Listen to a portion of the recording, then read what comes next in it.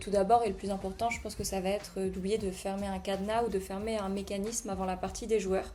Ce qui fait que quand ils vont arriver devant, si on n'a pas pensé à fermer ça avant leur partie, il va y avoir une grosse déception puisque quand ils vont faire la séquence demandée ou quand ils vont trouver le code, il n'y aura rien qui va se passer. Donc c'est sûr que je pense que c'est l'erreur la plus importante et le plus gros point de vigilance à avoir quand on range les salles. Après, il y a aussi justement au niveau du rangement des salles quand on est deux à se mettre sur la même salle.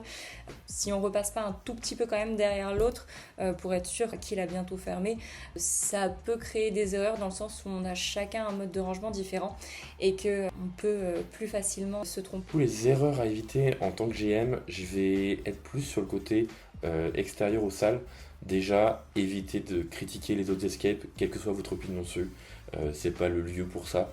Au pire, si vous voulez pas donner votre avis, vous dites que vous l'avez pas fait tout simplement, mais ne donnez pas votre avis sur les escapes, ça ne sert à rien. Ensuite, tout simplement, toujours être souriant, toujours être accueillant. Les gens viennent ici pour s'amuser. S'ils viennent et qu'ils vous voient fermé comme une porte de prison, ça sert à rien non plus. C'est pas agréable pour les clients. Je dirais que les derniers trucs, c'est toujours chercher le positif. Il y a toujours du positif dans une session, même si les gens n'ont pas réussi.